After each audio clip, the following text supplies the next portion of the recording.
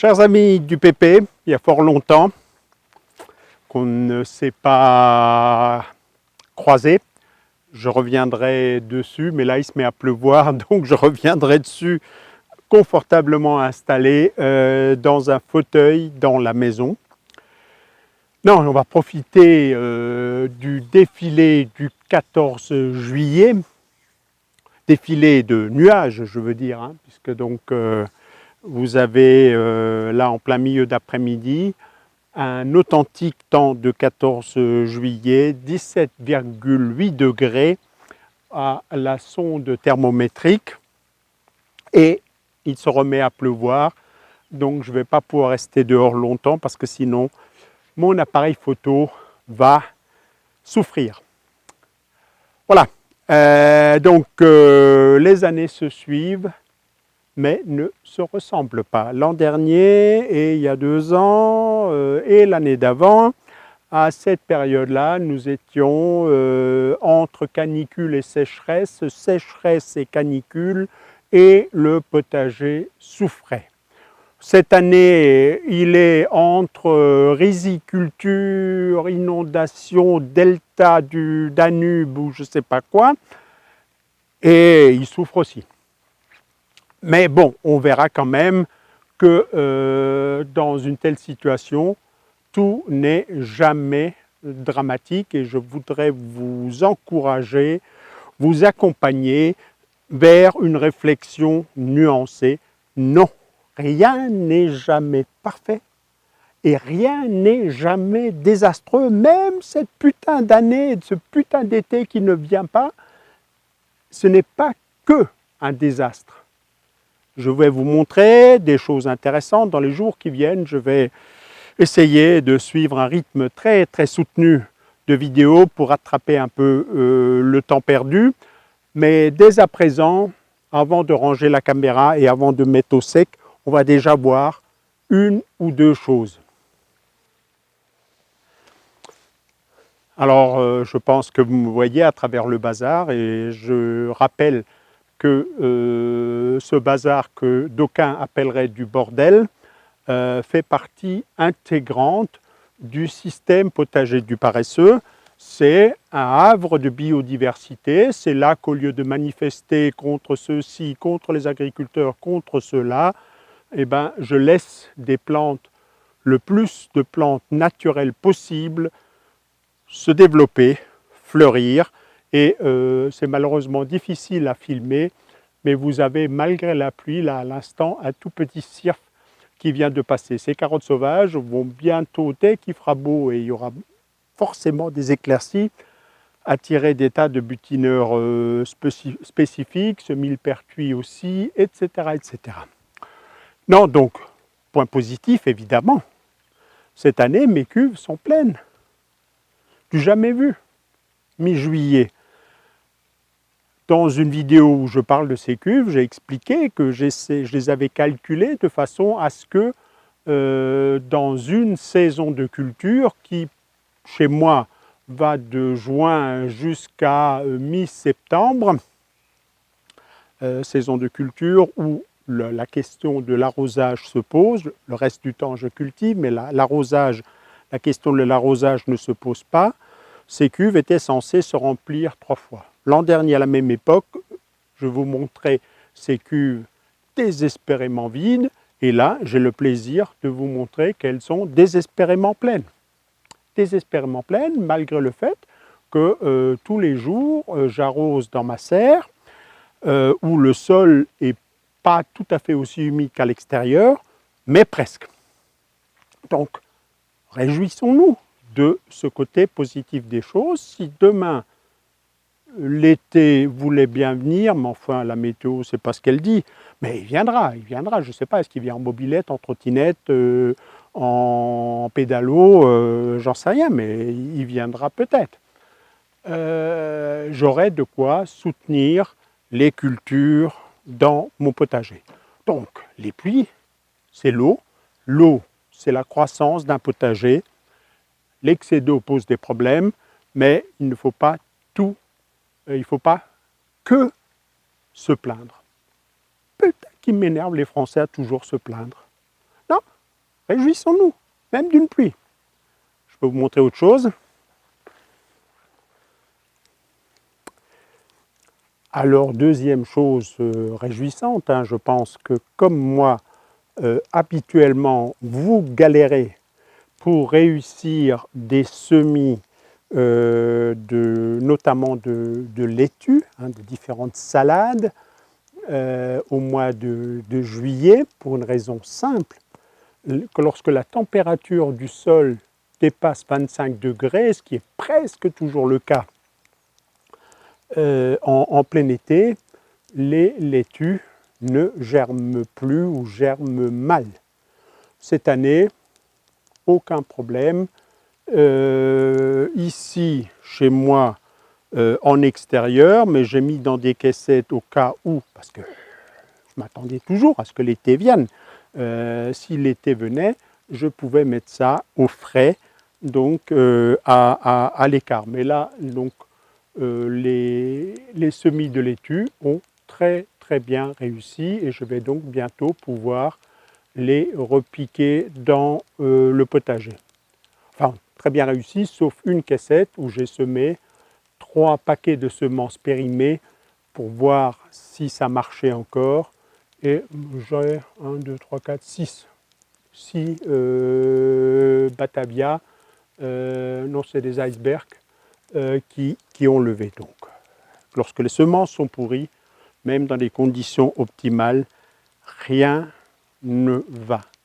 Bon, je vais mettre au sec, je vois que mon appareil photo dégouline sous la pluie et peut-être que j'en aurai encore besoin, donc ce n'est pas une raison pour le maltraiter, ce pauvre bidule qui n'a pas été conçu pour être sous la pluie. Donc, rien n'est jamais entièrement mauvais, les années se suivent et ne se ressemblent pas du tout et il va falloir en tenir compte. Jardiner ou l'agriculture, ça a toujours été se battre avec la météo. On l'a oublié par l'artificialisation, par l'irrigation, par tout ça.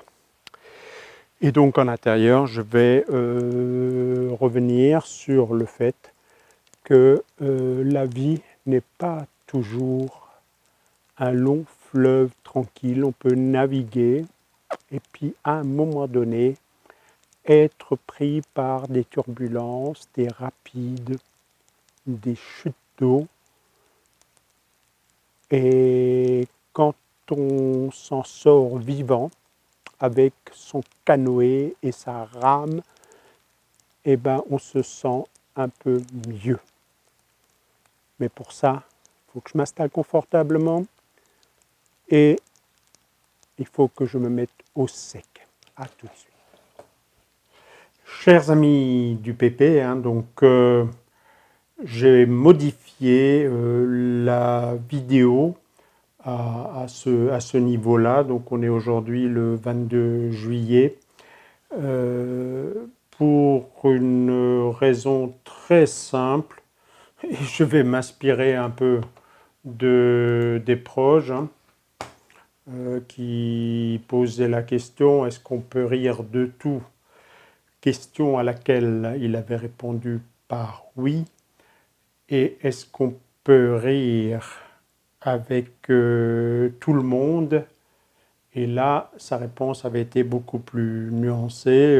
Je lis donc son intervention originale dans le tribunal des flagrants délires. Pour ceux qui, comme moi, ont des cheveux gris, Claude Villers, etc., ça leur rappellera quelque chose. Et donc, il a répondu à cette deuxième question: c'est dur. Personnellement, il m'arrive de renâcler à l'idée d'inciter mes zygomatiques à la tétanisation crispée. C'est quelquefois au-dessus de mes forces. Dans certains environnements humains, la compagnie d'un stalinien pratiquant me met rarement en joie. Près d'un terroriste hystérique, je pouffe à peine, et la présence à mes côtés d'un militant d'extrême droite, cette émission a été enregistrée le jour où l'invité était Jean-Marie Le Pen, Donc, face à Jean-Marie Le Pen, il dit ceci: la présence à mes côtés d'un militant d'extrême droite a son prix couramment la jovialité monacale de cette mine réjouie dont je déplore en passant, mesdames, messieurs les jurés, etc., etc. Alors je vais le paraphraser. J'ai enregistré donc à cet endroit il y a une semaine une séquence où je vous disais ce qui s'était en toute sincérité, ce qui s'était en toute transparence, en toute amitié, ce qui s'était passé durant cette période où je n'ai plus produit de vidéos et où en partie j'ai été absent des messageries et même je n'ai pas toujours, comme j'ai l'habitude de le faire, répondu aux commentaires sur les vidéos. Je disais que la vie n'est pas un long fleuve tranquille et je m'en expliquais. Mais j'ai retenu la leçon de des proches. J'ai encore eu récemment des commentaires qui sont d'une gentillesse tout à fait douteuse. Et donc, dans l'esprit de des proches, j'en ai déduit qu'on ne peut pas tout dire sur YouTube. Et que j'ai de la sympathie pour sans doute 90% d'entre vous, une amitié virtuelle, diluée comme ça, qui flotte dans l'air, celle qui me motive pour, pendant des heures, filmer, monter, etc. J'ai pensé à ces 80-90% quand j'ai enregistré la version précédente. Et puis je préfère en fait, plutôt que de voir me tomber dessus des commentaires entre le vomi et la cruauté, la bêtise humaine de certains qui rôdent sur Internet, sur YouTube, ce qu'on appelle les trolls, des gens dont je situe l'intelligence et l'humanisme quelque part entre les larves de cloporte et les embryons de vers de terre. Et quand je dis ça, je suis sévère avec les vers de terre. Donc je préfère m'épargner ça aux autres. Et j'aimerais que cette racaille-là disparaisse bien vite de mes vidéos. Je préfère perdre 1000 abonnés ou 1000 clics plutôt que de voir rôder sur YouTube avec des commentaires indigestes, hein, ce que j'appelle vomir sur un cercueil, les gars, les trolls. Vous êtes capables de vomir sur des cercueils.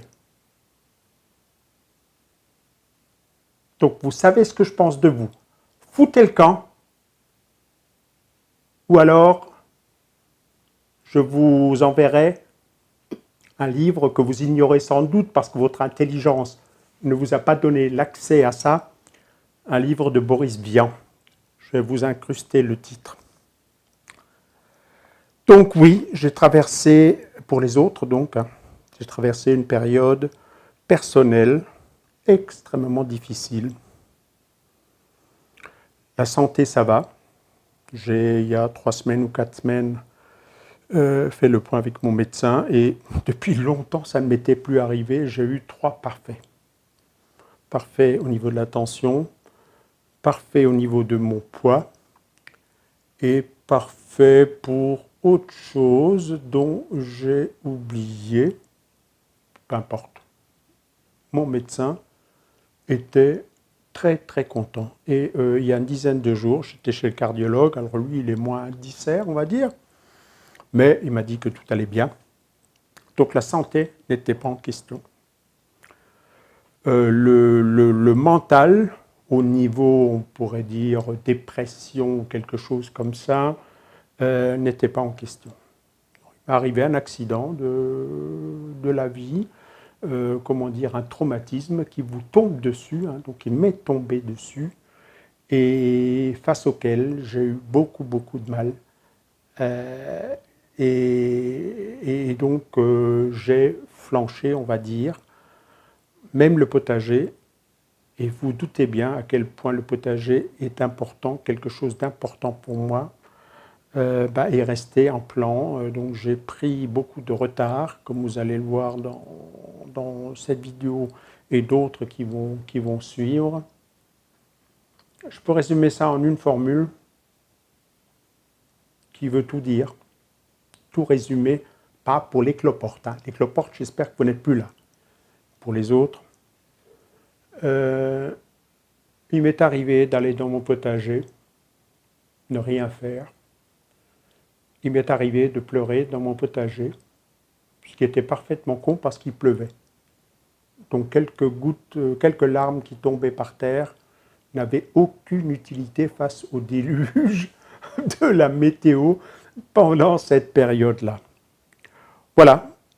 Et donc, je vous demande juste de comprendre que, ben voilà, coup de pompe, pas motivé pour faire des vidéos qui sont un travail qui demande une certaine concentration.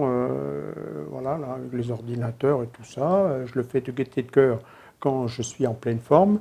Quand je ne le suis pas, vous vous doutez bien que je me libère de cette contrainte.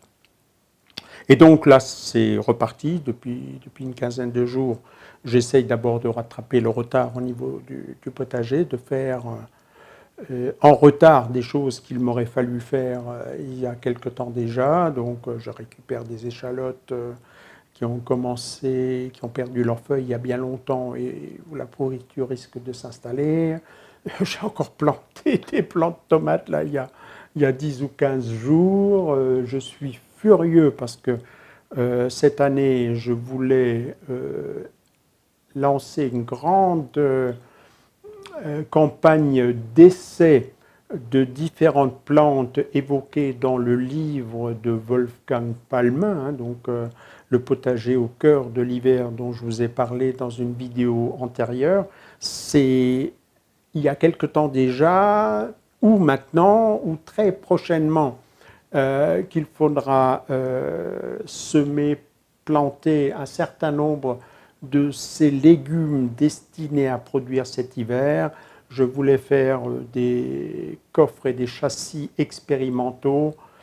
Tout ça est partie remise. Alors pas pour les cultures d'hiver, hein. Certaines je vais les faire en retard, d'autres je vais rattraper le train en marche. Je vais reprendre les conférences, hein, donc j'ai des engagements. Si vous habitez dans les Alpes, je serai dans les Alpes à Guillestre et puis ensuite à Mins dans la semaine du 13 au 15-17 septembre pour 2 conférences, 2 ateliers avec des associations, des dédicaces de livres, etc. Et puis, mais c'est top secret, j'espère trouver un peu de temps pour me remettre à l'écriture. Donc voilà, c'est reparti, hein, soyez rassurés. Maintenant, je suis devant une montagne de vidéos commencées, pas finies. Certaines ont été commencées il y a 2 ou 3 mois. Il faut que je les reprenne. C'est le bordel, quoi. Celle-là en est un exemple, bien que donc, ça a été tourné en 2 jours, les 14-15 juillet, en dehors de cette séquence-là, que je raccroche, donc je supprime ce que j'avais fait. Allez, il est temps d'avancer. Et ah oui, donc je voulais aussi vous dire, hein, je n'ai pas encore tourné la fameuse vidéo que je pense mettre quelque part au cas où il m'arriverait quelque chose. Mais Laurence, ma femme donc, est au courant de cette intention. Et s'il devait m'arriver quelque chose, elle ou l'un de mes enfants ferai une ultime vidéo si tant est que la mienne ne serait pas prête. Donc s'il devait m'arriver quelque chose de grave, AVC, ultime infarctus, hospitalisation, grabataire, décès, vous seriez bien entendu informé. Donc si comme ça traîne, c'est que tantôt j'ai plus d'énergie, ça m'arrive aussi, ou tantôt qu'il m'arrive une tuile, ce qui vient de se passer là. 15 juillet donc, parlons potager. Ce matin, il ne faisait pas bon être gaulois parce que le plafond était tellement bas que je ne voyais pas les collines en face. Et selon la légende, les Gaulois avaient peur que le ciel ne leur tombe sur la tête. Et bien ce matin, je crois qu'ils auraient flippé. Ils auraient flippé, les Gaulois. Là, il fait éclairci, plutôt ciel de traîne, et du coup, étonnamment chaud. Il doit faire 23-24 degrés. Alors étonnamment chaud pour un 15 juillet, je veux dire étonnamment chaud par rapport à ce qui faisait froid hier, où on a péniblement atteint les 18, où il ne me serait pas venu à l'idée d'ouvrir cette polaire. Pluie, ça semble se tasser un petit peu. On a de nouveau eu donc un épisode extrêmement important, avec des choses dramatiques sur l'Allemagne de l'Ouest, du côté de la Belgique, et le sud de la Belgique. Nous, on a été effleurés, mais c'est resté tout à fait mesuré. Et je ne vais pas en profiter pour parler réchauffement climatique. De toute façon, les négationnistes ne croiront pas et les autres sont déjà convaincus. Et donc, j'ai eu quelques doutes sur mon pluviomètre lié à ma station météo. Et il se trouve que j'avais laissé traîner là 2 barquettes qui sont à bords relativement verticaux, ce qui fait que la hauteur d'eau qu'il y a là-dedans est à peu près significative, sous réserve de redresser un peu la table qui penche. Je rappelle que quand on mesure les quantités d'eau en millimètres de la couche d'eau qui se serait abattue partout, et donc la dimension du récipient n'a aucune importance. Par contre, sa forme, si elle est conique, évidemment, ça va capter de l'eau sur ça de large, et puis ça va stocker sur un volume beaucoup plus petit, et le niveau va monter beaucoup plus. Donc, alors les pluviomètres sont gradués, tiennent compte de ce phénomène. Ils sont souvent pointus, mais ça tient compte de cette réduction du volume et de la surface. Alors, je vais quand même vérifier parce que donc ma sonde m'indiquait 33 mm depuis l'autre jour, et je vais voir ce que ça donne là-dedans. Je redresse un tout petit peu. Moi, j'aurais plutôt une quarantaine ici. Et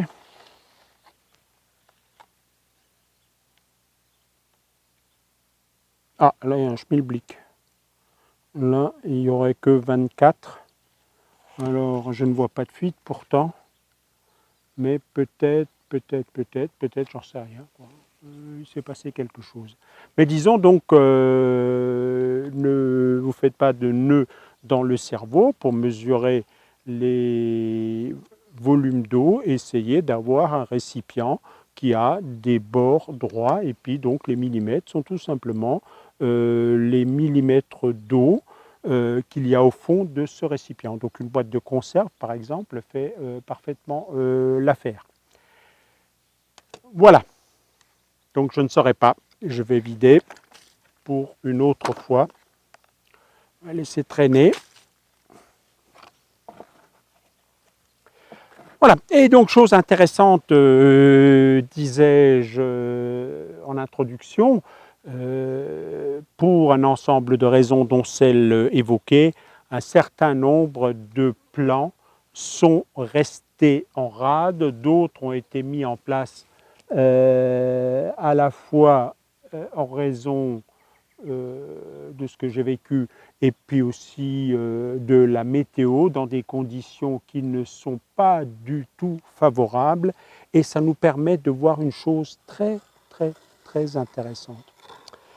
J'ai déjà évoqué ça, mais j'ai l'impression que ça a un tout petit peu de mal à rentrer, la distinction entre le développement d'une plante et la croissance.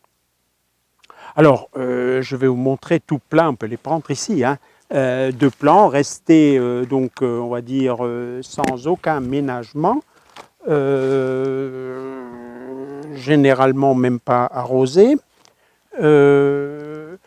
dans leur godet, qui ont survécu. Alors, phénomène typique que connaissent tous ceux qui font leurs plants eux-mêmes, des terreaux plus ou moins de bonne qualité, souvent plutôt moins. J'ai déjà évoqué ça, hein, on appelle terreau en fait des déchets de stations de compostage, plus ou moins ligneux, et même quand on additionne des engrais, la fertilité n'est pas toujours au top, ce qui donne ces plants un peu chétifs, des feuilles recroquevillées violacées, une très mauvaise croissance, et cela évidemment empire au fur et à mesure que l'on retarde à mettre ces plants en terre. Et donc là, vous avez une magnifique collection de plants estropiés, appelez ça affamés, en survie, faméliques, appelez ça comme vous voulez. Je n'avais pas vu qu'il y a une limace, il faudra un jour que je vous parle de limaces. Donc, ça empire au fur et à mesure que vous rallongez la durée en pot, et au fur et à mesure que vous continuez d'arroser, ou là il pleuvait, et que donc que ce tout petit pot par rapport au volume qu'un tel plant de tomates explorerait dans la nature avec sa liaison espérée, supposée, avec des mycorhizes, ce petit pot est absolument ridicule et très vite lessivé de ces éléments minéraux, puisque pour éviter que ça se dessèche, il faut presque arroser tous les jours. Et donc, ça donne ces plants totalement rachitiques. Et je vais sortir celui-là à côté de l'autre, et on va pouvoir observer là quelque chose de tout à fait intéressant.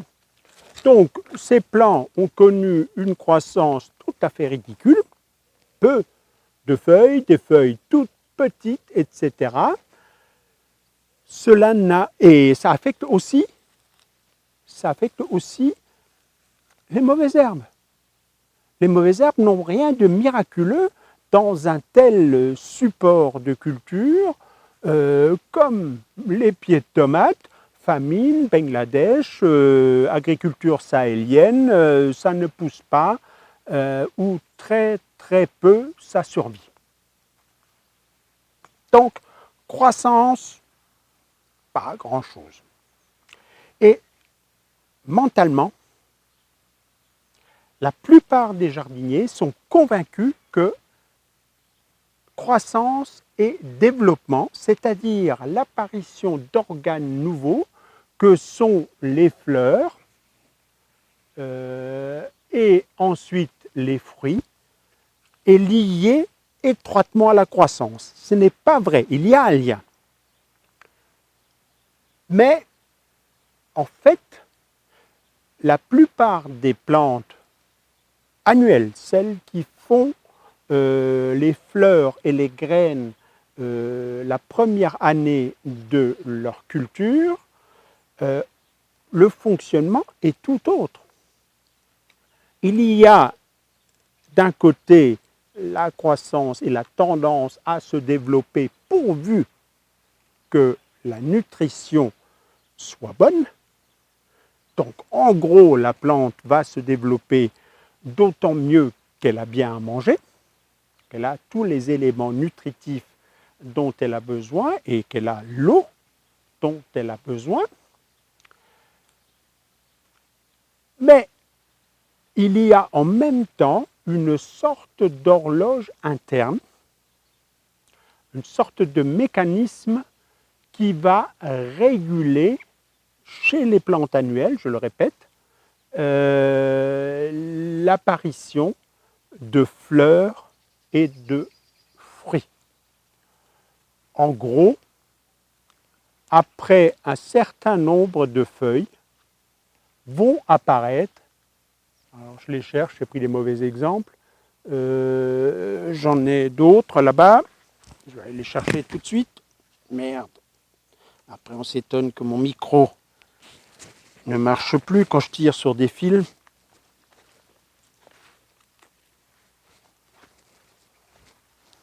Voilà.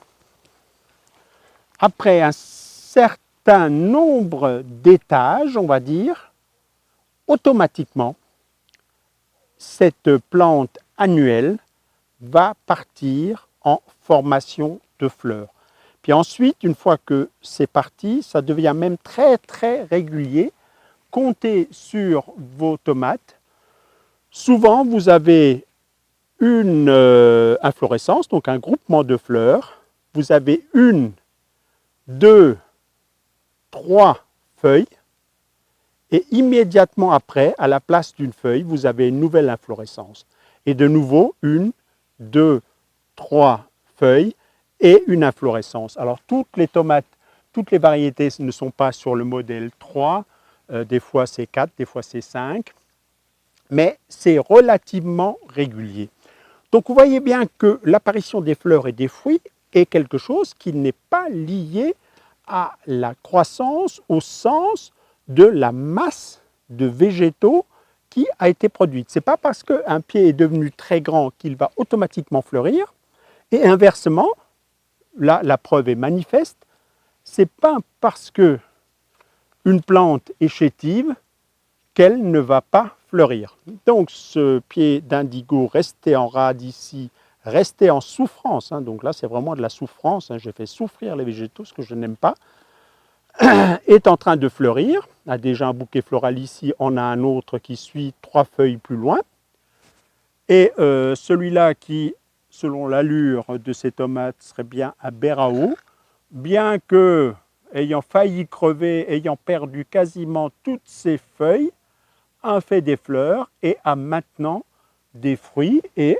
ça continue déjà. Ici, on voit apparaître le bourgeon floral suivant. Il y a eu ici une feuille qui est tombée, une nouvelle feuille, 3, et apparaît ici le bouquet floral. C'est réglé comme du papier à musique.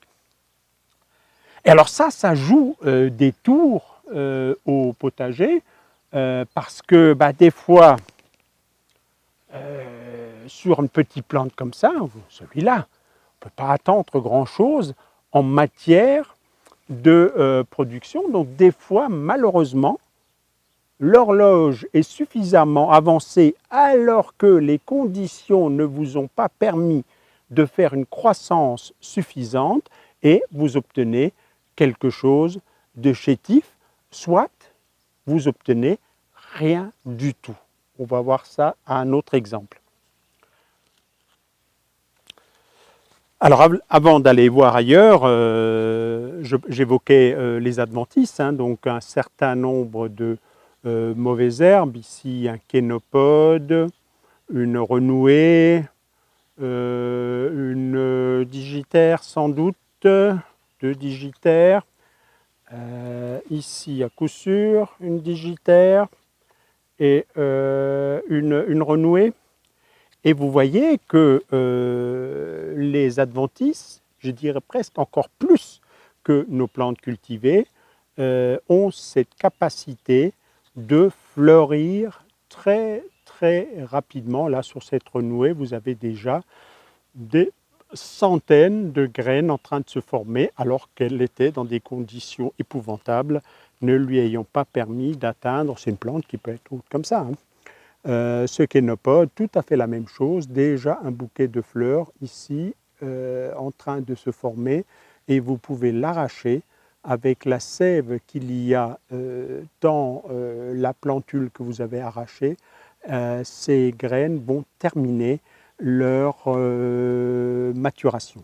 Hein, donc ce phénomène est, je dirais, encore plus vrai pour les adventistes qui très vite vont se débrouiller pour faire des graines. Je parle des adventices annuelles, celles qui n'ont pas d'organes de survie. Hein, on va arracher ce kénopode. Voilà, le kénopode, il a des racines tout à fait normales, pas de rhizome. Donc lui, il va crever. C'est ses descendants qui vont nous enquiquiner l'année prochaine. Voilà, hein, donc ce n'est pas quelque chose du tout, une spécificité réservée à nos légumes. C'est d'ailleurs assez étonnant à quel point beaucoup de jardiniers pensent qu'il y a les légumes et les autres plantes et que les légumes sont différents. Oui, du point de vue de la sélection, ils se sont fragilisés parce qu'on a sélectionné d'autres caractéristiques, etc. Mais globalement, du point de vue biologique, cela reste des plantes comme toutes les plantes qui nous entourent. Photosynthèse, floraison, croissance, développement, hormones, etc. Se font selon tout à fait les mêmes règles qui sont celles du vivant. Ne cherchez pas une espèce de chose miraculeuse dans les mauvaises herbes ou au contraire dans les légumes. Les légumes, on va dire, c'est un peu des Ferrari des plantes poussées à l'extrême, et comme toute Ferrari, ça coûte très cher, ça tombe tout le temps en panne, ça prend feu, il faut 12 mécanos et un carnet de chèques avec 500 000 € pour avancer. Rien à voir avec une 2 chevaux, quoi. Voilà, alors, autre chose, je vous ai dit. Alors, la vie n'est pas un long fleuve tranquille, disais-je, et le jardinage n'est pas quelque chose de tout à fait simple. Je fais là la chasse, cet endroit était l'endroit où il y avait la table l'an dernier, donc j'ai là beaucoup de repousses de liserons, dont la seule façon simple que je connaisse de le contrôler, c'est ça, c'est d'arracher de façon à ce qu'il s'épuise. Et j'évoquais tout à l'heure les sétères, digitaires, etc., qui sont des emmerdeuses nées du potager. Et donc, je ne passe pas, je ne me mets pas à genoux quelque part sans arracher ces emmerdeuses. Alors, le jardinage n'est pas simple. L'an dernier, je vous ai présenté dans une vidéo le chou-fleur, le plus petit du monde, et je vous avais expliqué, si vous avez suivi cette séquence, que c'était lié à la sécheresse. Donc mes choux, qui ne sont pas mycorhizés, ont souffert de sécheresse. Le foin ne se décomposait pas comme il aurait dû parce que il fait le coup de la soupe en sachet. Quand il fait sec, hein, il ne bouge pas, il se conserve. Et par conséquent, il n'alimente pas mon système. Et donc, de façon tout à fait normale, l'an dernier, lié à la sécheresse, j'avais un chou-fleur encore plus petit que celui-là. Mais donc, un esprit simple, me dirait Didier, tu racontes n'importe quoi, puisque cette année, il pleut, donc c'est tout le contraire. Ton foin se décompose à une vitesse V'. Ton chou, il n'a pas besoin de mycorhize, il est en permanence noyé par les pluies, et donc, tu racontes des conneries. Pas si vite, pas si vite. Revenons à ce que je viens de dire. Un certain nombre de plantes notamment celles qui ne sont pas bisannuelles, hein, celles qui n'attendent pas une période de froid et la vernalisation que j'ai évoquée dans une autre vidéo pour déclencher la floraison. Et parmi ces plantes, alors donc on a vu les tomates, bien sûr, les aubergines, les haricots qui sont derrière moi, les poivrons, les piments, toutes ces plantes qui font des fruits la première année et où en soi on ne remarque pas ce problème. Et puis il y a deux choux qui sont des emmerdeurs, mais alors des emmerdeurs jamais contents. Chou-fleur, brocoli. Donc il fait sec, je vous ai expliqué ça l'an dernier, pas de jus, ça ne pousse pas, pas de croissance. À un moment donné, l'horloge interne leur dit c'est le moment de fleurir mes chéris. Ils se mettent à fleurir et ils font un chou-fleur ou une petite pousse de brocoli ridiculement petite. Alors, le jardinier que je suis, avec son petit cerveau qui essaye de réfléchir, j'ai dit, je me suis fait avoir, l'année prochaine, je ne me ferai plus avoir. Je vais essayer d'installer mes choux avant que n'arrive la sécheresse. Donc, je vais faire mes plants de choux très tôt, et vous les avez vus dans certaines vidéos faites au mois de mars. Ces plants de choux étaient déjà en pépinière dans des plaques ou dans des terrines dans la serre au mois de mars. Température basse, mais ça ne craint pas le gel, j'étais content de moi. -6 qui passe la fameuse période d'avril où il a fait -3, -3,5 de mémoire, passe, tout se passe bien. Je les installe, il pleut, il pleut, il pleut, le foin se décompose, tout se passe bien. Sauf que j'ai fait une erreur monumentale, mais alors, une erreur de débutant, une erreur de couillon, c'est que l'horloge interne tournait. L'horloge interne tournait depuis quelque part en mars, quand ces plants ont été semés puis repiqués dans les plaques. Arrive juillet, après un mois de mai relativement frais, pas beaucoup de croissance, période chaude, période froide, période chaude, période froide, hier 17-18 degrés, etc.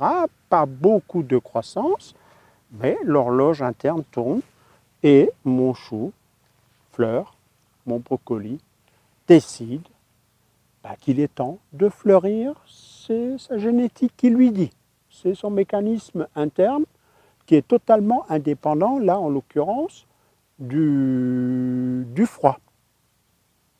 Et voilà comment je l'ai à nouveau in the baba cette année. Donc, la tactique visant à échapper à la sécheresse, je vais la réserver à certains choux qui sont moins chiants, tels que ces choux de Milan. Ces choux de Milan là, qui font donc de très très belles pommes là derrière moi, sont des choux plantés à l'automne, octobre-novembre, qui ont passé l'hiver et qui toujours ne montent pas en graines. Ils étaient tout petits, ils étaient à peu près comme celui-là quand l'hiver est venu, et donc ils ont été insensibles à la vernalisation, c'est-à-dire à l'action du froid. Et donc eux, ils profitent à fond. Vous voyez les phénomènes que c'est. J'ai un chou rouge en bas, exactement la même chose. Planté tout petit en octobre-novembre, il a passé l'hiver sans vernaliser et il est maintenant en train de se développer de façon spectaculaire. Mais pas les choux-fleurs, pas les choux brocolis. Donc là, on sera sur quelque chose qui, chez nous, sous mon climat, restera quelque chose de délicat. délicat parce que évidemment au moment où je fais mes semis et au moment où je mets en place, je ne sais pas ce que sera l'année. Il n'y a qu'une solution où je peux les réussir à tous les coups, c'est faire des plants tard, de façon à ce que en pot la croissance soit très très rapide, que je puisse les planter dehors, on va dire fin mai, début juin, et puis qu'ensuite j'arrose, j'arrose, j'arrose. J'ouvre les robinets et là, aucun problème, j'aurai la croissance, il se croira en Bretagne parce qu'il aura toujours les pieds dans l'eau, et j'aurai des choux comme ça. C'est ce qui m'est arrivé par hasard en 2016, où j'ai eu des choux-fleurs qui étaient plus gros, 2 mains ne suffisaient pas pour couvrir la tête. Arrivé une fois en 2016, après je suis parti en cycle de canicule avec mes trucs ridicules. Cette année, j'ai essayé de feinter et je me suis fait avoir par une végétation qui a traîné des pieds et par conséquent, au moment où l'horloge a dit il faut fleurir, eh ben, mes cocos étaient trop petits et ça ne produit pas grand-chose. Alors je vais quand même récolter ces jeunes pousses. J'ai laissé là pour faire cette vidéo. Je vais récolter ces jeunes pousses qui sont en salade. En salade, sont tout à fait bonnes. On peut aussi les cuire, les poêler, etc. C'est tout à fait bon. Alors le chou-fleur n'a qu'une pomme, mais les brocolis, je vais donc les tailler et je compte un tout petit peu sur une production secondaire moins importante sur les rejets sur le côté. Donc tout n'est pas perdu, n'arrachez jamais trop vite vos légumes, mais donc leçon,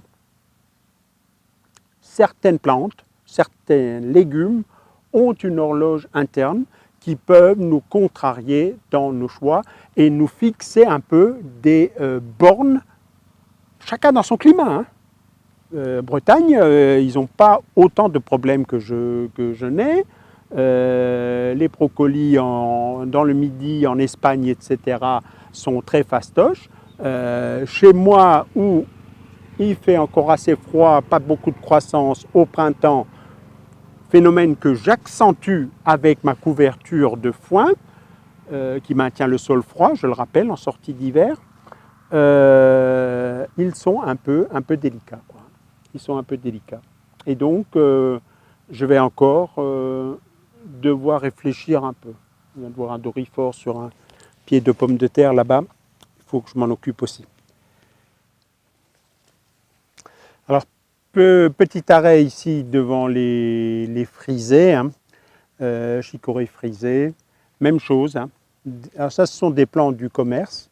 Donc, ils auraient dû être moins sensibles, donc avoir moins traîné en jardinerie. Mais il faut croire que je me suis précipité avec une extrême lenteur, donc très très tard. J'ai ramassé les dernières barquettes qui restaient parce que j'avais fait une tentative de semis ratée, une de plus, parce que j'ai beaucoup de sachets de semences ouverts et donc j'avais fait un semis d'une terrine avec 2 sachets un peu périmés. Et du coup, mais alors d'habitude, il y a quand même 2-3 trucs qui lèvent, comme je vous l'ai montré là sur les icebergs, mais là, il n'y a rien qui a levé. Et donc, avec beaucoup de retard, je me suis précipité dans un magasin. Et donc voilà, horloge interne qui avait tourné en dépit d'une belle fertilité, parce que le foin là est humide et se décompose, que vous pouvez voir sur d'autres plantes. On déborde de cassissiers, on a cueilli la moitié et on a 2 marmites comme ça, pleines, en attente d'être transformées. Vous voyez que les scaroles non frisées, là, donc, n'ont pas ce phénomène-là. Il y a donc des sensibilités variétales. Il y a des variétés qui sont plus sensibles à cette montée et d'autres qui le sont moins. Donc voilà, toujours cette problématique. Et c'en est une qui, en sol couvert pose quand même une sérieuse limite en début de saison, quoi.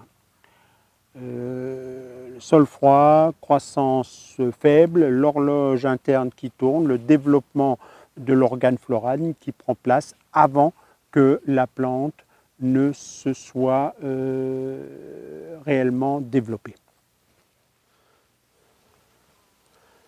Alors, puisqu'il était question de monter en fleurs, monter en graines, certains se souviennent peut-être de mon interrogation sur la question de savoir si des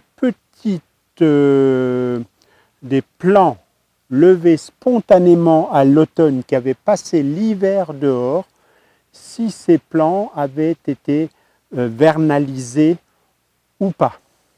J'avais, je crois que c'est dans le film sur la vernalisation, quand j'ai planté les Aliacées, qu'on va récolter dès que j'ai le temps, là, dans 1 ou 2 jours. Je vais vous filmer ça aussi, puisqu'il y a un essai derrière. Et donc, si je la retrouve, j'insère la petite séquence où j'explique que j'avais des plants de poireaux, donc, ce printemps, et je les avais triés en petits, moyens et grands, et je les avais repiqués ici derrière, dans l'idée de savoir est-ce que oui ou non ces plants ont subi l'action du froid durant l'hiver et vont fleurir cette année, ou est-ce qu'ils étaient suffisamment petits pour être insensibles à l'action du froid. La vernalisation n'agit que lorsque la plantule a atteint une certaine taille. Pour l'oignon, ce seuil est relativement bien connu, vers 7 à 8 feuilles. Et donc je ne le savais pas pour le poireau, et j'ai fait cet essai, et je vais donc conclure là-dessus. Comme vous pouvez le voir, petit, moyen, grand, tous les poireaux, ou quasiment tous, il y a peut-être 1 ou 2 exceptions, ces 2 ou 3 là qui sont devant moi, qui semblent ne pas être montés en fleurs, mais ne sont pas bien gros non plus. Donc tous ces poireaux ont subi la vernalisation, et par conséquent, ces plants que l'on retrouve au printemps ne méritent pas d'être conservés, en tout cas pour autre chose que la floraison. Donc c'est des belles fleurs, mais j'ai des fleurs de poireaux en bas à gauche, j'en ai ici en haut à droite, et par conséquent, ceux-là, je vais faire place nette pour mettre du foin et pour utiliser cette place qui pour l'instant n'est pas vraiment bien utilisée. Alors, chose tout à fait intéressante, et que peu de gens connaissent ou maîtrisent, lorsque vous avez du poireau qui monte en graines, vous avez aussi des petits bulbes qui se forment en bas, comme sur de l'ail, et ces bulbes, quand vous les plantez, vont vous donner un poireau à la sortie de l'hiver. Et donc j'avais 4 pieds, j'avais planté 4 de ces petits bulbes, et ça avait donné des très beaux pieds de poireaux qu'on va regarder, parce qu'en fait je ne les ai pas récoltés, j'en avais suffisamment par ailleurs, et ils sont donc maintenant montés en fleurs. Avant d'aller voir ça, encore une curiosité. Ces oignons, rouges ou violets, je ne sais pas comment vous appelez ça, dizaines de centimètres de diamètre, il y en a quelques-uns. Ces oignons, c'est une barquette d'oignons que j'avais acheté en magasin à l'automne, planté ici. Et alors, je suppose que ce sont des hybrides qui ne sont pas montés en fleurs. Et alors, je suis furieux parce que c'était la dernière barquette qui restait dans ce magasin et elle n'avait plus d'étiquette. L'étiquette était tombée, donc je ne connais pas la variété de ces oignons parce que, bien entendu, ça, c'est une manip que j'aimerais bien reproduire, hein, planter l'oignon donc à l'automne, le laisser pousser tranquillement jusque maintenant et récolter. Ici, c'était même pas couvert de foin, hein. Vous voyez que je suis en terre nue, donc j'ai dû récemment désherber un peu à la main, hein. Donc j'ai arraché, on va dire, l'essentiel des mauvaises herbes. Je vais continuer, j'ai laissé les poireaux pour vous faire cette vidéo et vous donner cette information. Et hors caméra, je vais nettoyer tout ça. Ouais, merde, cassé. Et je vais mettre du foin. Et puis ensuite, alors ça, c'en est un qui n'a pas bien réussi. Je ne sais pas ce qui lui est arrivé. Et mettre du foin pour ensuite tirer des lignes et planter donc un peu maintenant chicorée, scarole et conformément au livre de Wolfgang Palm, hein, dont je vous ai parlé dans une autre vidéo, commencer à préparer déjà ici, à partir du fond, la saison hivernale. Voilà donc ce qu'il est possible de faire, donc sans travail, ici même sans foin, mais bon, il y avait eu du foin avant, hein, donc il y a de la fertilité en réserve, et à condition d'avoir les bonnes variétés. Encore une fois, je suis à peu près convaincu que ce sont des hybrides. Alors voilà donc ici, hein, à l'entrée du potager, ces 4 ou 5 poireaux qui sont donc le fruit de ce type de cailleux que j'avais enfoncé ici à l'automne et qui ont poussé.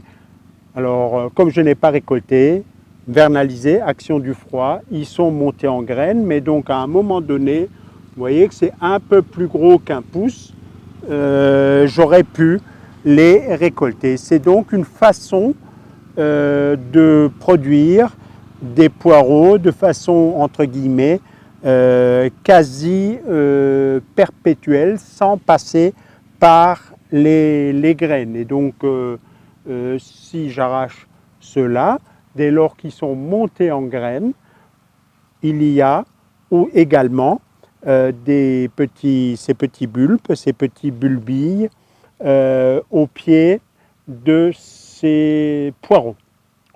Voilà, donc là, toute la planche des Aliacées, mais je vais faire une vidéo, on va récolter ça ensemble, regarder un peu, puisqu'il y a de l'ail qui a été planté à l'automne, de l'autre au printemps, différentes variétés. Celui qui a été planté à l'automne commence sérieusement à baisser la tête, les feuilles, la majorité des feuilles sont jaunes, donc il est temps de récolter. Derrière moi, le pied de courgette là, qui est en production depuis 15 jours, hein, on récolte presque une courgette par jour.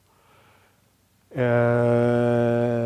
ferai une vidéo sur la question de l'oïdium, vous le voyez, parfaitement indemne d'oïdium. Je vous donnerai la solution extrêmement simple, vous doutez, la solution plus que paresseuse pour, à ce stade en tout cas, ne pas avoir d'oïdium sur les cucurbitacées. Allez, on va en rester là. Je vais essayer de faire des vidéos plus courtes, les monter plus rapidement, perdre moins de temps, moins de chichi au montage. Et j'ai encore énormément de travail. Voilà, c'est pas que il commence à faire lourd et que je commence à dégouliner. Allez, ciao et à une prochaine. Bon, ciao, à une prochaine, quand même, hein, un petit post-vidéum, on va pas perdre absolument toutes les bonnes habitudes que j'avais sous prétexte d'une petite turbulence, hein. Donc, en partant, ben voilà, j'ai trouvé ce plan de laitue abandonné, qui a traîné, qui a souffert dans son pot comme un peu les tomates que je vous avais montré. Et là, quand vous regardez au cœur, vous voyez que ça y est, la montaison est partie. L'horloge interne plus le stress de nourriture, en dépit du fait qu'il n'a pas arrêté de pleuvoir et donc que ce pot est parfaitement humide, n'ont pas empêché la montaison. Donc une des leçons à retenir de tout ça, c'est qu'il faut absolument produire ces plants dans des bonnes conditions, avec une fertilité du sol suffisante, des arrosages réguliers si c'est en interne, et puis ensuite enchaîner par une plantation qui fait moins souffrir pour tout, je le dirai la dernière fois, les légumes dont la montée en fleurs n'est pas bloquée par un manque de froid. Donc essentiellement les plantes annuelles, c'est-à-dire celles qui régulièrement ou ont tendance à fleurir l'année où on les a semées. Là, l'horloge interne immanquablement fera son travail, quels que soient les efforts que vous déploierez pour le développement, et il faut, pour la croissance, pardon. Et il faut donc réussir à combiner une croissance suffisante, notamment lorsqu'on ne veut pas de monter en graines. La salade, dès qu'elle commence à monter en graines, elle commence à devenir plus rude, plus amère aussi, hein. Donc gustativement, elle est moins intéressante. Et sur d'autres, la tomate, ben, si j'ai un plan chétif comme ça, ces deux tomates vont mûrir, hein. Simplement, elles resteront petites comme ça et il y en aura guère d'autres. Voilà. Samedi 24 et je me suis encore fait blouser un orage au-dessus de la tête et je vous garantis que c'est des grosses gouttes d'eau. Donc je vais faire très très vite pour terminer le montage de cette vidéo qui est assez avancée. Mais aujourd'hui, en travaillant dans le potager, j'ai vu des choses qui illustraient de façon extrêmement spectaculaire le propos que je vous tenais. Et voilà, de nouveau un de ces incidents, hein, donc technique. J'ai malheureusement 3 packs de batterie, hein, donc il y a la caméra qui est alimentée par une batterie rechargeable, l'émetteur, donc le boîtier qui va de mon micro, là celui que vous voyez accroché à mon côté, qui transmet le son au boîtier qui est accroché à l'appareil photo. Donc ça fait 3 packs de batterie qui évidemment ne sont pas toujours d'accord avec eux. Et là, à ce moment précis, il y en a un qui m'a sauvagement lâché. Donc en fait, c'est assez simple. J'étais en train de vous expliquer qu'il y avait là 3 pieds d'aubergine rigoureusement les mêmes, hein, même semence, même origine, les plants faits au même moment, repiqués le même jour. Alors il y en a un qui est assez grand que vous voyez sur la droite. Celui que j'étais en train de pointer à l'instant est tout à fait rikiki, ridiculement petit pour des raisons que j'ignore. Mal pris, maladie du pied, peu importe. Et il y en a un moyen à cet endroit-là. Et en fait, donc ces 3 pieds qui sont donc considérablement différents dans leur croissance, dans la part de feuilles et de tiges qu'ils ont, sont à peu près au même stade de développement, c'est-à-dire que sur ces 3 pieds-là, il y a l'apparition des premières fleurs. Et donc, ça montre bien qu'il n'y a pas de corrélation stricte entre la croissance, la taille, nombre de feuilles, hauteur, etc. et l'apparition des floraisons.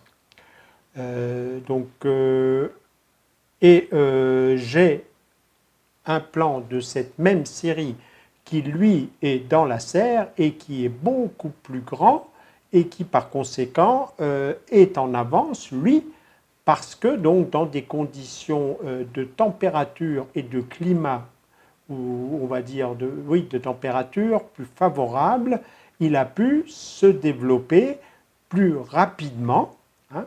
Donc il a connu plus de croissance parce que les conditions étaient favorables, mais aussi son développement n'a pas été ralenti par les conditions épouvantables qu'ont connu ces plants-là placés à l'extérieur sous la pluie. Et comme on l'a vu, un jour avant la prise de ces images, 17 ou 18 degrés seulement. Hein, donc ces températures basses, éventuellement des sols gorgés d'eau, vont se traduire, et d'autres accidents, hein, maladie du pied, peut-être un râteau-pied qui a rongé, etc., vont se traduire par des croissances faibles et vont se traduire aussi par un ralentissement du développement.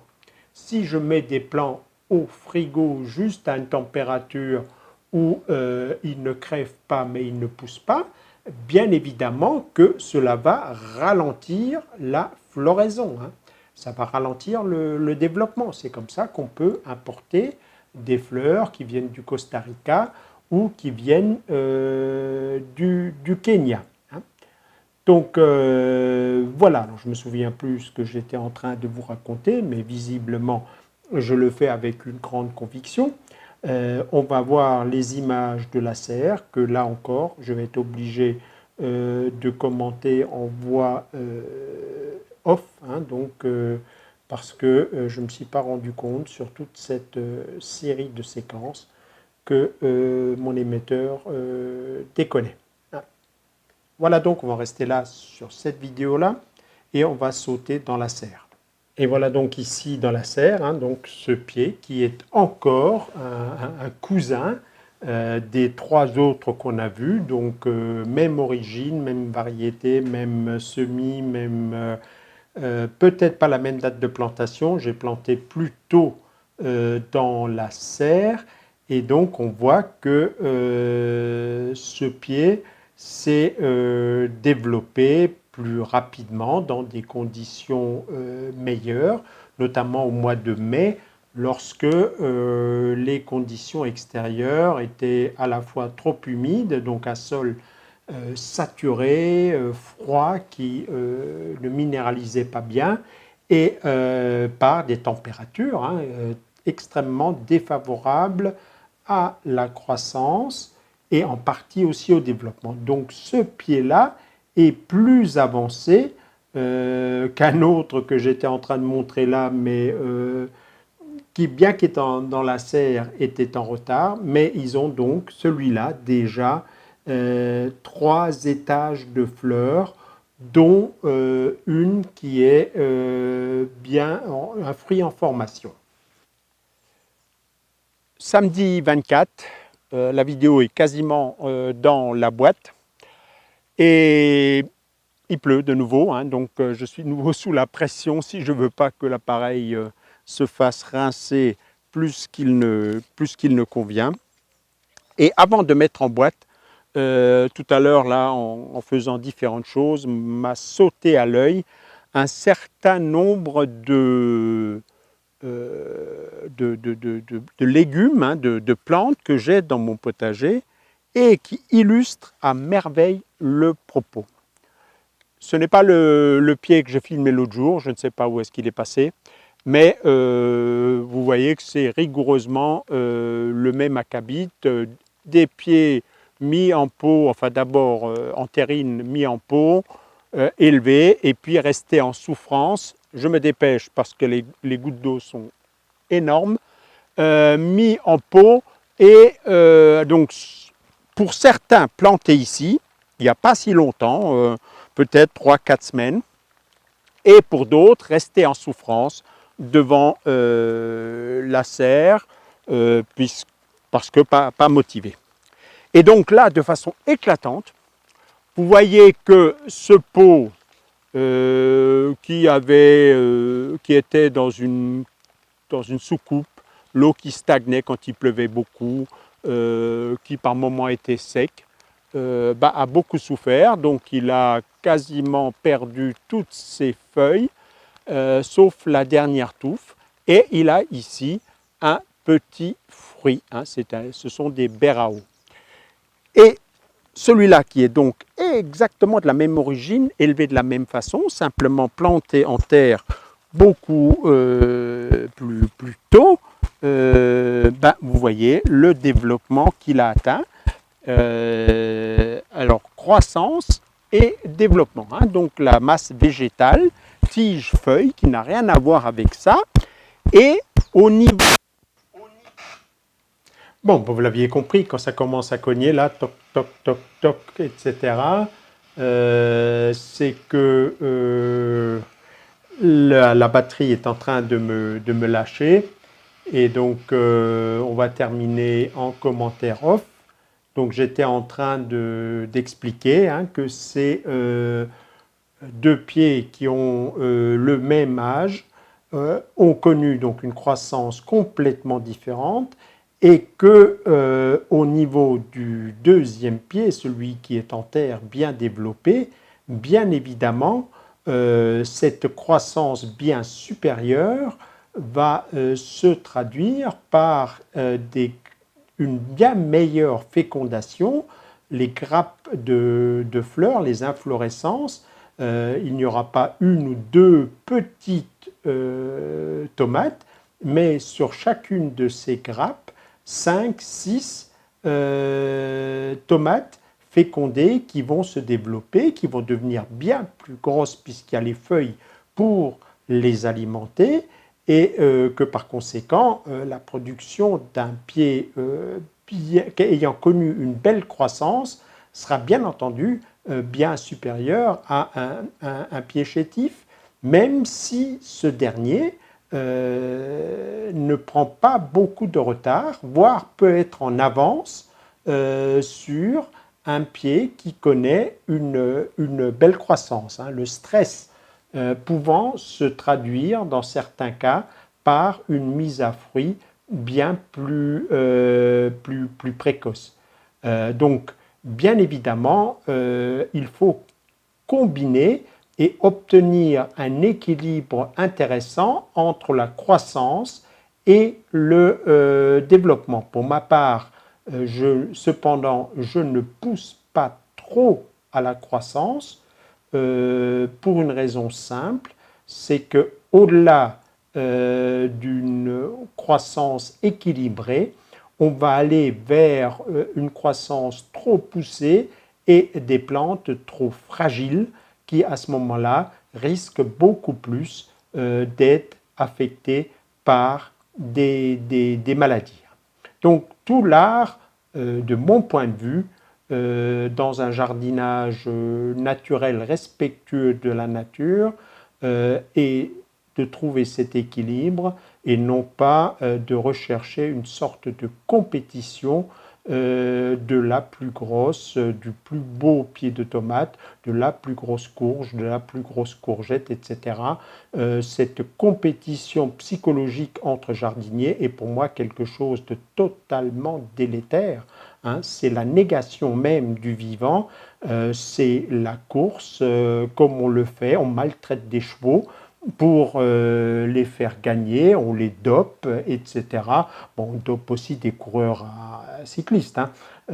Donc on maltraite le vivant dans cet esprit de compétition.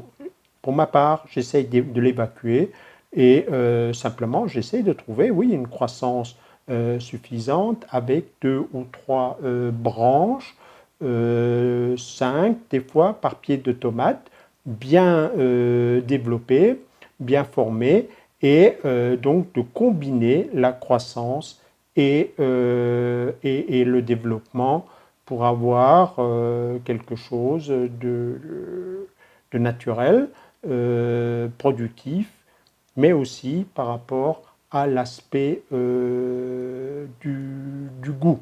Hein. Donc c'est un peu tout ça ensemble, cette histoire de croissance et développement, malheureusement souvent confondue. Alors après cette presque fin un peu chaotique, pour les raisons techniques, hein, donc c'est ce boîtier-là qui m'avait lâché. Alors il y a des voyants bleus, mais quand je filme et que j'ai ça accroché à ma ceinture, vous doutez bien que je n'ai pas le temps ou pas le réflexe, et en pleine lumière d'ailleurs, ça se voit très très mal, de vérifier, donc le réflexe de vérifier que tous les voyants sont au bleu ou au rouge. Hein. Et donc, voilà, je me fais régulièrement avoir comme ça. Des fois, j'ai la patience de recommencer, de retourner le lendemain, retourner la même scène. Et puis, des fois, là, ça fait de nouveau donc plus d'une semaine que ces rushs sont en train de traîner. Et donc là, je ne voulais plus attendre davantage. Deux mots, deux commentaires techniques, on va dire, et puis un autre qui n'est pas technique, pour compléter ce qui est évoqué dans cette vidéo, assez longue vidéo, on va essayer de la rallonger un peu. J'évoque à propos des oignons les semences hybrides. Donc sachez que l'utilisation d'hybrides dits hybrides F1, HF1, parfois en raccourci, n'est en rien contre-indiqué par l'agriculture biologique. Hein. De nombreux catalogues bio sont, j'allais dire truffés. Il y a une gamme de variétés hybrides parmi les variétés proposées aux agriculteurs bio. Les grands semenciers, hein, Béjo, peu connu du public, hein, parce qu'il n'a pas de gamme grand public, mais gros fournisseur des professionnels, Volts, Sainte-Marthe, hein, pour beaucoup mieux connu du public, AgroSiemens, etc., ont une gamme bio plus ou moins étoffée, tout simplement parce que ça permet des choses que ne permet pas la sélection classique. Et donc il s'est créé pour moi une sorte de clivage entre les particuliers plus ou moins dans l'idéalisation, dans le militantisme que je respecte, mais qui, à mon avis, vont connaître des sérieux problèmes, qu'ils fassent le bilan honnête et carré en cette fin de saison de leur production de tomates, par exemple. Et on verra si ces variétés idolâtrées parce que stables, parce que ceci, cela, et si le rejet dogmatique des hybrides est la solution. Pour ma part, donc, c'est très clair, c'est expliqué dans mon deuxième livre, Réussir son potager du paresseux. Je ne suis absolument pas contre les hybrides. J'entends cet argument d'une dépendance à propos des sociétés, mais pour ceux qui n'ont pas lu mon livre, je suis dépendant d'une compagnie américaine qui me fourgue un ordinateur fabriqué en Chine, d'une compagnie allemande qui me fourgue un écran plat fabriqué en Chine, d'une compagnie américaine qui me fournit cette tablette fabriquée en Chine. Tout ça, ça part par des tuyaux chez un fournisseur d'accès bien français, celui-là même qui, à un moment donné, avait une politique sociale tellement progressiste que les gens se suicidaient. Donc vous voyez bien de qui je veux dire. Donc oui, là, il y a une dépendance, je paye environ 30 à 40 euros par mois d'abonnement à ma box. Allez, on va dire 500 € par an. J'essaye de tirer mes ordinateurs très longtemps. Celui-là, ça fait bien 5-6 ans que je l'ai. La tablette, ça doit faire 3 ans que je l'ai. Ça fait 10-12 ans. Mais malgré tout, ça représente des sommes. Oui, je suis dépendant. Et l'appareil là qui me filme, ce brave Nikon, marque japonaise montée en Thaïlande, oui, je suis dépendant. Cette imprimante, je suis dépendant.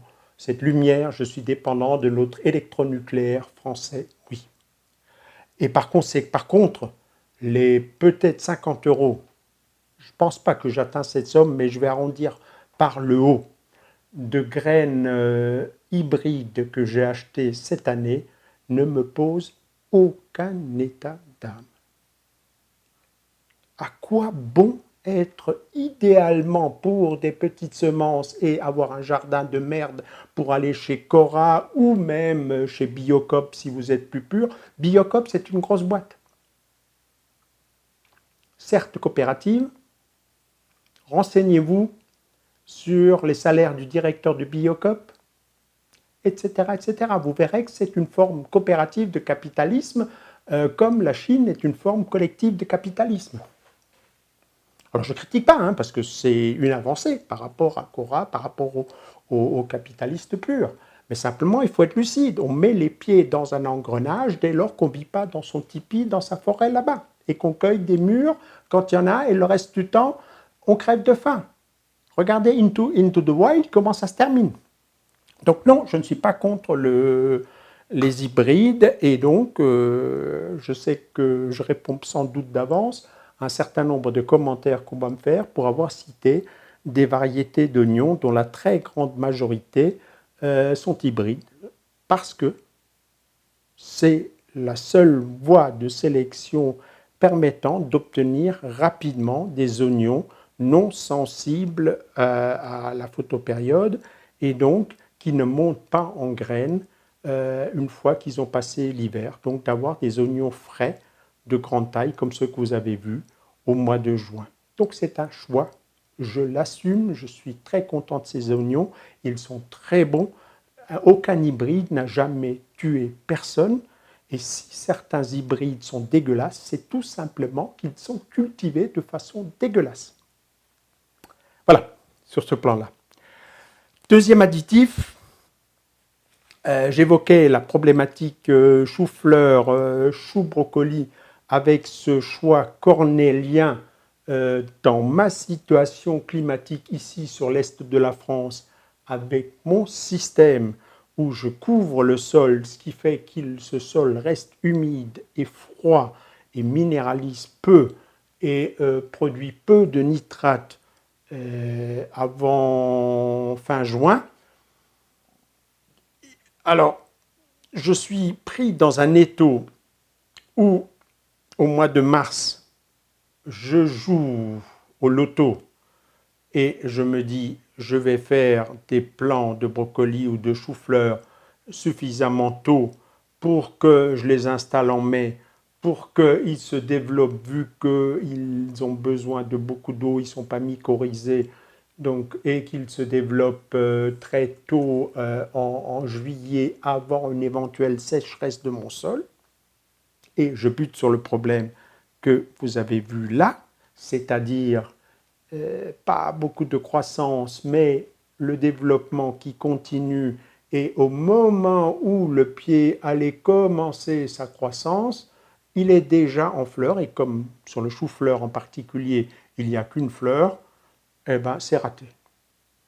Ou alors, deuxième solution, j'attends, je fais mes semis au mois de mai, fin avril, début mai, pour avoir des plants sortables mi-juin. Le sol s'est réchauffé, il minéralise, il y a une certaine activité biologique, etc. Et ping, c'est la sécheresse qui me tombe dessus, arrête la croissance de mon chou-fleur, l'horloge tourne, il se met en fleur, et j'ai le plus petit chou-fleur du monde. Donc voilà, ça s'est pas très facile à jouer dans mon climat et dans mon système paresseux. J'ai cependant oublié d'évoquer une piste que j'explore en ce moment même. Tiens, il se remet à pleuvoir, ça faisait longtemps. On s'était pris plus de 7 mm là au moment où je me réveillais de la sieste, un orage assez violent, et puis là de nouveau il pleut. J'explore une piste pour le brocoli et le chou-fleur, qui est la culture de fin de saison. En fin de saison, lorsque quelque part en année sèche, quelque part vers mi-août, fin août, l'an dernier malheureusement ça a été que au 20 septembre, les pluies reviennent, j'ai un sol chaud, j'ai du foin qui a commencé à se décomposer et j'ai une explosion de fertilité.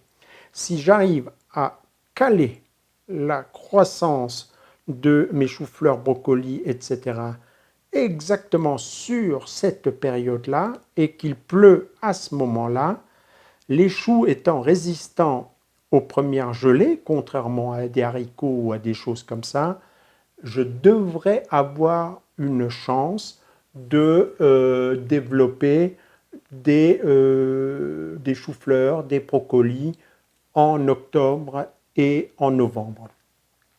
Le gros problème du chou-fleur, c'est que cette pomme est extrêmement, pas extrêmement, mais quand même assez sensible à la pluie et aux pourritures. Et donc, je voudrais les cultiver sous bâche, non pas pour des questions de température, mais pour les abriter de la pluie ou sous des châssis. Donc voilà ce que j'explore et qui est la voie que j'ai sapée en direct au moment où j'étais en train de filmer.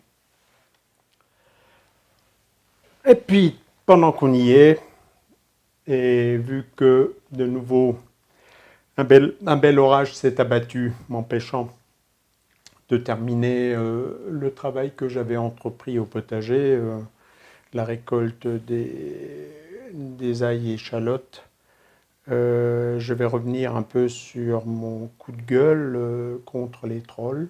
C'est mérité, hein. D'autant plus donc que j'avais mis beaucoup de cœur. C'est pas facile hein, de parler de soi et de choses qui vous arrivent. Et je l'aurais sincèrement fait pour la grande majorité d'entre vous.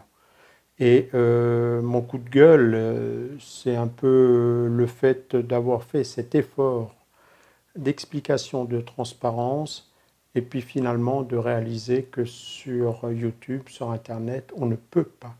C'est un monde d'une telle bêtise et violence que, ma foi, j'ai renoncé.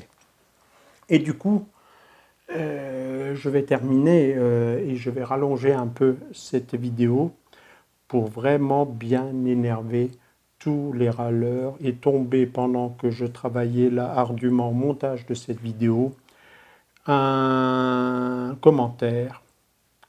Oh, c'est long, c'est en phonétique, hein, juste un C, mais qu'est-ce que c'est long? Alors j'aimerais bien dire à cette personne qu'on a le droit de ne pas être d'accord avec ce que je dis. Il serait souhaitable d'argumenter. Les gens qui me regardent ont même le droit de détester ce que je dis. Dans ce cas-là, je leur donne un conseil, mais alors d'une simplicité enfantine. Arrêtez de regarder, cliquez en haut à droite, je l'ai déjà dit, je le redis. Je ne cherche pas l'audience, je n'ai pas monétisé mes vidéos, je ne gagne pas un rond de plus qu'elles durent 3 minutes, 5 minutes ou 1h30. Mais je m'inquiète un peu plus pour ce genre de personnes parce que quand tu prends ce type de phrase « Oh, c'est long, mais qu'est-ce que c'est long ?» J'ai envie de dire « Mais oh, t'es con? Qu'est-ce que t'es con? Est-ce que j'oblige quelqu'un à regarder une de mes vidéos? Est-ce que j'oblige une seule personne? Est-ce que je vais la chercher de force? Je la scotche, je l'attache? J'aimerais bien que ce genre de personnes se farcissent un régime de dictature. On leur fasse un lavage de cerveau, hein, coup de tête dans un baignoire d'eau, etc. Oui, là, je les autoriserai à se plaindre. Mais pas face à mes vidéos. J'aimerais surtout que ce genre de personnes s'interrogent. Peut-être consulte un psy ou quelque chose. Mais au nom de quoi me demande-t-il quelque chose alors qu'ils ne foutent rien? Ils peuvent ne pas regarder et ils voudraient que je fasse une vidéo à leur goût. Mais pour qui se prennent-ils, ces gens-là? Consultez d'urgence, parce que le monde ne tourne pas autour de vous. Si vous êtes des enfants gâtés, tant mieux pour vous. Moi, les enfants gâtés, je les emmerde. Je suis triste pour eux d'ailleurs, parce que ce sont ce type de caprices, hein, et malheureusement, ils font souffrir d'autres. Et c'est dans ce sens-là qu'ils devraient consulter un psy. Voilà, donc on s'est farci les trolls. Je viens de me farcir ceux qui réclament. Ne réclamez rien. Je suis très clair avec vous. J'en ai rien à foutre. Je continuerai de faire des vidéos longues, archi longues, ou courtes peut-être, parce que ça me fera envie de faire des courtes. Sache que tu es d'une rareté parmi ceux qui me regardent, que ça devrait t'interpeller. Quand on se retrouve seul, dans un grand groupe, c'est rarement bon signe. C'est souvent le signe qu'on devrait consulter. Alors j'espère que aussi ce type de gens, de personnes qui exigent quelque chose de moi, comprendront, qu'ils n'auront rien, pas à 60, je ne sais plus combien, 8 ans, que je vais répondre à une injection d'un con. Ce serait quand même le bout du monde.